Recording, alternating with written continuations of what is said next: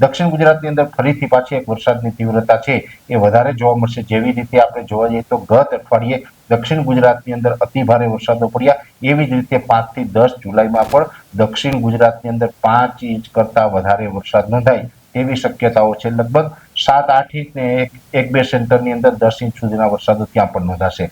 સૌરાષ્ટ્રની અંદર પણ ઓલ ઓવર એકંદરે સારા વરસાદની શક્યતાઓ છે, જેમાં તમામ જિલ્લાઓની અંદર, જેમાં ખાસ કરીને દ્વારકા, જામનગર અને પોરબંદર જે પશ્ચિમ સૌરાષ્ટ્રના ભાગો છે તેની અંદર વરસાદની તીવ્રતા એકંદરે 5 થી 10 જુલાઈની અંદર વધુ જોવા મળે તેવું એક અનુમાન છે। એ સાથે જોવા જઈએ તો મોરબી, સુરેન્દ્રનગર અને બોટાદ જેવા વિસ્તારો છે, રાજકોટના વિસ્તારો છે, એટલે મોરબી, સુરેન્દ્રનગર, બોટાદ અને રાજકોટ જેવા વિસ્તારની અંદર પણ સામાન્યથી મધ્યમ વરસાદો જોવા મળશે। ભાવનગર, અમરેલી, ગીર સોમનાથ અને જુનાગઢ જેવા વિસ્તારો છે એમાં પણ એકંદરે મધ્યમથી સામાન્ય અને એક બે સેન્ટરમાં ભારે વરસાદ જોવા મળી શકે છે। એટલે એકંદરે જોવા જઈએ તો ઓલ ઓવર ગુજરાતમાં જે વરસાદો પડવાના છે એમાં મધ્યપ્રદેશ બોર્ડર લાગુ વિસ્તારમાં થોડીક તીવ્રતા વધારે જોવા મળશે, દક્ષિણ ગુજરાતની અંદર થોડીક તીવ્રતા વધારે જોવા મળશે અને પશ્ચિમ સૌરાષ્ટ્રની અંદર તીવ્રતા વધારે જોવા મળશે।